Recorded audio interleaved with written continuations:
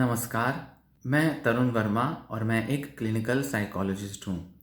इस वीडियो में हम अपनी series mindfulness tips for OCD को आगे बढ़ाते हुए इस वीडियो में बात करेंगे उसी कंप्यूटर वाले मेटाफर के बारे में ओसीडी के कॉन्टेक्स्ट में। ओसीडी के पेशेंट किस तरह से अपने माइंड जैसी कंप्यूटर स्क्रीन पर उलझ जाते हैं और कैसे उनको ओसीडी आता है और उनको ऐसे में क्या करना चाहिए, क्या उनके लिए ज़रूरी है, माइंडफुलनेस में कैसे उनके लिए ज़रूरी है कि स्टेप बैक करना, कंप्यूटर स्क्रीन से डिस्टेंस बनाना कैसे उनको ताकत दे सकता है अपने ओसीडी पर विजय हासिल करने के लिए। तो आइए आगे बढ़ते हैं।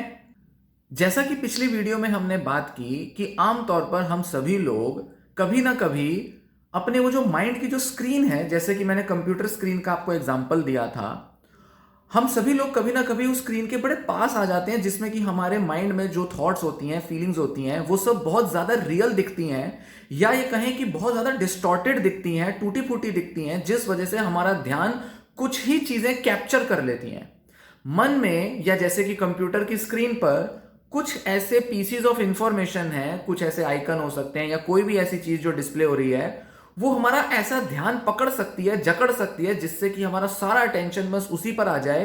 और जितने हम पास होंगे स्क्रीन के, मतलब कि हम मन में जितना ज्यादा ध्यान एक ही चीज पर दे रहे होंगे, उतना ज्यादा हम जकड़ा हुआ महसूस करेंगे और उसको छोड़ नहीं पाएंगे, उसको दूर नहीं कर पाएंगे, और ऐसे में हमारी माइंड की परेशानियां बढ़ती हैं। ऐसे में ही एंजाइटी, स्ट्रेस, डिप्रेशन, ये सब चीजें आती हैं। तो ओसीडी के पेशेंट्स के लिए तो ये वाली प्रॉब्लम और भी ज्यादा प्रॉब्लमेटिक हो जाती है और भी ज्यादा डिस्ट्रेसिंग हो जाती है।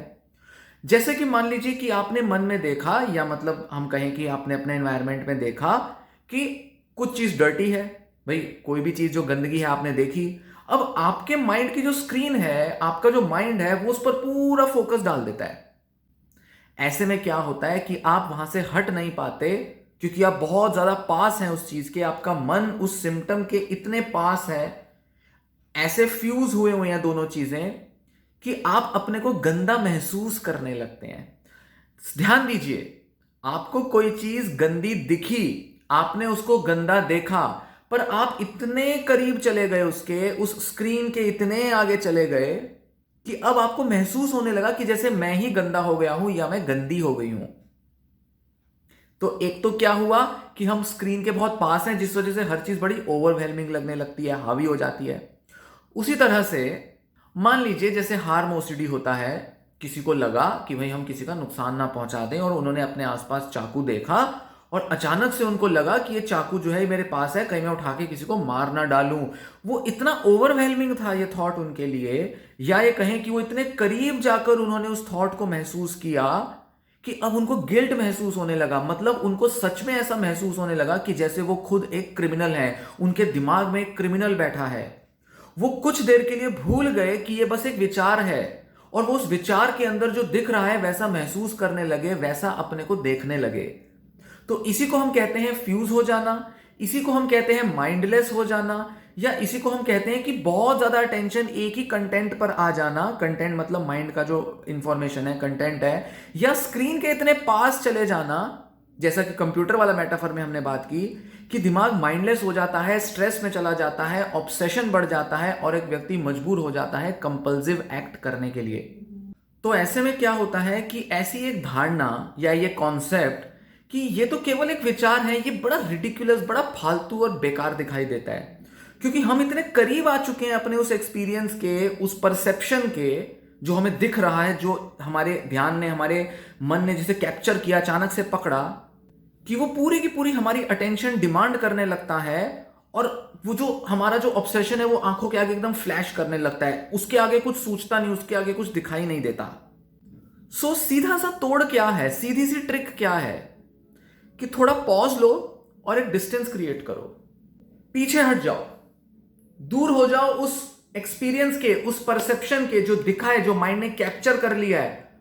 बीच में गैप क्रिएट कर दो, उस चीज से थोड़े दूर हट जाओ, क्योंकि दूर नहीं हटेंगे तो वो ओवरवेलमिंग बना रहेगा और हम कंपल्जन करते जाएंगे, विचार आता जाएगा और ऐसा लगेगा जैसे उसने मन को पूरा ऑक्यूपाई कर लिया है। अगर हम एक सही डिस्टेंस बना लें तो उस डिस्टेंस से होता क्या है, होगा क्या कि हम चूज कर पाएंगे, हम चुनाव कर पाएंगे, ये डिसाइड कर पाएंगे कि किस इंफॉर्मेशन पर ज्यादा ध्यान देना है। मतलब जैसे कंप्यूटर स्क्रीन पर ध्यान देना है कहां पर, वैसे ही मन के किस पहलू पर, किस कंटेंट पर, किस विचार या फीलिंग पर हमें ज्यादा ध्यान देना है। मतलब हम अपना ध्यान शिफ्ट कर पाएंगे वहां से और ये डिसाइड कर पाएंगे कि कौन सी चीज हमारी कितनी अटेंशन डिमांड करती है। किसी को थोड़ी अटेंशन देनी है, किसी को ज्यादा देना है, किसी को एप्रोप्रिएट थोड़ा बहुत देना है और उसे निकाल देना है। हम क्यों इन विचारों को, ऑब्सेसिव विचारों को दिमाग से निकाल नहीं पाते? क्योंकि सारा अटेंशन उसी ने कैप्चर कर लिया। डिस्टेंस लाएंगे, लगेगा कि इसको तो ज्यादा अटेंशन देने की जरूरत है नहीं, उसकी इररिलेवेंस दिखाई देगी, लगेगा ये तो बड़े अनइंपॉर्टेंट हैं, हम उसको नॉन जजमेंटली देख पाएंगे और लगेगा कि ये तो बेकार है, इसको निकाल दो। तो उनका निकल जाना हमारे लिए आसान हो जाएगा। अदरवाइज होता क्या है कि हम जब फ्यूज्ड होते हैं तो ऐसे में हम उन्हें निकाल नहीं पाते, उधर से हट नहीं पाते। तो ये सारा खेल, सारा इशू क्या है? डिस्टेंस होने और ना होने का खेल है सारा। अगर ये समझ में आ गया, ये पूरा खेल, पूरा जो ड्रामा चल रहा है हमारे दिमाग में, पूरी जो ट्रिक है जो असली समझ में आ गई, तो समझ लीजिए कि आपके ओसीडी पर विक्ट्री शुरू हो गई। ओसीडी को दूर करने की आपकी यात्रा, आपकी जर्नी सक्सेसफुली आगे बढ़ेगी और आप जरूर किसी ऐसी मंजिल पर, ऐसी डेस्टिनी पर पहुंचेंगे जहां ये ऑब्सेसिव थॉट्स, कंपल्जन्स आपको परेशान करना करीब करीब बंद कर सकती हैं। आप ये कहेंगे कि क्या ऐसा पॉसिबल है कि भाई कोई भी कंटेंट हमारा ध्यान ना खींचे, कुछ हो ही ना, स्क्रीन पे कुछ दिखाई ना दे? ये तो पॉसिबल नहीं है। कुछ तो होगा, दिमाग में विचार चल रहे हैं, कुछ तो होंगे, पर हमारे हाथ में, हमारे कंट्रोल में हो जाएगा कि किस पर ध्यान देना है और कितना ध्यान देना है। ऐसे में हम ऑब्सेसिव थॉट्स पर स्टक नहीं होंगे, अटकेंगे नहीं, उनको इजीली निकाल पाएंगे या उनसे इजीली खुद निकल पाएंगे। और साथ ही साथ जितना दूरी अपनाएंगे उतना ज्यादा आसान होगा उन चीजों पर ध्यान देना जिन पर हम खुद अपनी इच्छा से ध्यान देना चाहते हैं। तो यहां एक इंपॉर्टेंट पार्ट आता है कि हम किस चीज पर ध्यान देना चाहते हैं, हम उसका चुनाव कर पाए।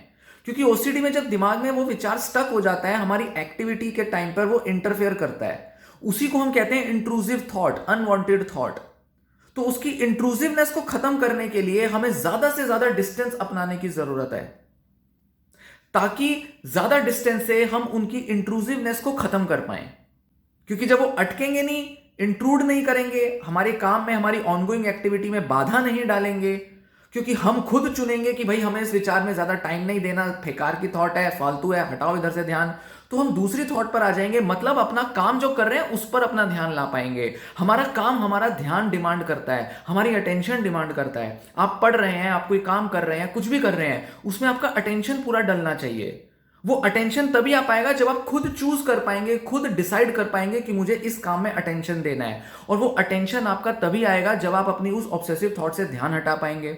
और वो ध्यान आप तभी हटाएंगे जब आप डिस्टेंस पे आएंगे, उस विचार को कहेंगे बेकार है, फेंको, अगले विचार को चुनो, ध्यान दो और अपने काम में बिजी हो जाओ और काम को करने की क्षमता आपकी धीरे धीरे बढ़ने लगेगी। डिस्ट्रेसिंग जो होती है वो जो ऑब्सेसिव थॉट, उनका डिस्ट्रेस कम होना शुरू हो जाएगा। क्योंकि जब वो परेशान नहीं करेंगी, धीरे धीरे आपको ऑक्यूपाई कम करेंगी, आप अपना काम पूरा कर पाओगे, सेटिस्फाइड रहोगे, हैप्पी रहोगे, तो नेचुरली आपका ओसीडी आपके कंट्रोल में आ जाएगा। क्योंकि आपने ध्यान हटाने की अपनी क्षमता मजबूत कर ली, स्ट्रांग कर ली। इसलिए अगर हम डे बाय डे, रोज अगर थोड़ा थोड़ा भी प्रयास करके अगर हम माइंडफुल होने की कोशिश करें, मतलब डिस्टेंस क्रिएट करने की कोशिश करें अपने विचारों से, तो धीरे धीरे धीरे प्रैक्टिस से ये स्किल आ जाएगी कि हम इन ओसीडी थॉट्स को अच्छे तरह से डील कर पाएंगे और इनकी इंटरफेरेंस को रोक पाएंगे। और इंटरफेरेंस रुकी मतलब ओसीडी खत्म। और ऐसे में आप ज्यादा एंजॉय करके अपने सारे रोजमर्रा की जो विशफुल काम है, जो आप चाहते हो, जो आपकी इच्छाएं हैं, डिजायर्स हैं, वो सब पूरे कर पाओगे। क्योंकि काम भी तो तभी पूरे हो पाएंगे, नहीं तो काम तो सारे अधूरे रह जाते हैं अभी, तो काम पूरे भी तभी हो पाएंगे। ट्रिक बस एक है, सीक्रेट यही है कि आप अवेयर हो जाओ कि कब आप स्क्रीन के बहुत पास हैं और कब आपको स्क्रीन के बिल्कुल दूर जाना है। ये पास होना और दूर होना, ये करना आपको आ जाए। आप पता कर लो कि कब आप पास चले गए, क्योंकि ऑब्सेशन कब पकड़ लेगी, जकड़ लेगी, पता नहीं चलेगा।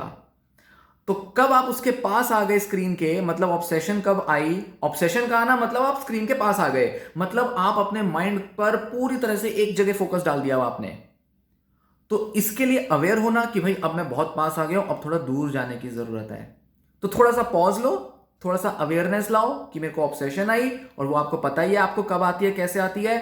उस टाइम पे थोड़े सतर्क हो जाओ और खुद को रिमाइंड कराओ, रिकॉल कराओ कि नहीं, मुझे अब थोड़ा डिस्टेंस बनाना है। डिस्टेंस बना लो, मतलब फिजिकल डिस्टेंस नहीं, मेंटल डिस्टेंस। उसे देखो, उसको समझो, देखो, जानो और उसे जाने दो। नॉन जजमेंटल हो जाओ। धीरे धीरे धीरे यही स्किल प्रैक्टिस से आप लर्न करते जाओगे, आपके दिमाग में बैठ जाएगी और इतनी ऑटोमेटिक हो जाएगी कि आपके लिए ओसीडी से डील करना बहुत आसान हो जाएगा।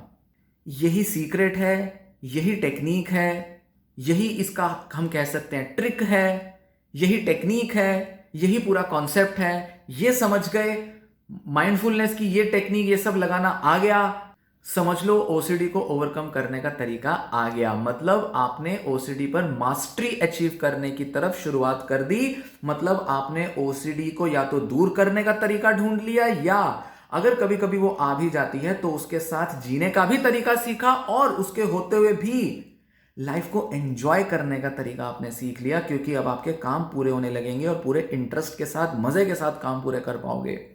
यही पूरा सीक्रेट है, यही पूरी ट्रिक है। तो ये वीडियो मैं यहीं समाप्त करता हूं। आगे की वीडियो जरूर देखिए और अच्छे से जानने के लिए माइंडफुलनेस के बारे में, और साथ ही साथ माइंडफुलनेस की और कई सारी टेक्निक्स में आगे आने वाली कुछ वीडियोस में डिस्कस करूंगा। तो ये वीडियो यहीं समाप्त करता हूं। धन्यवाद।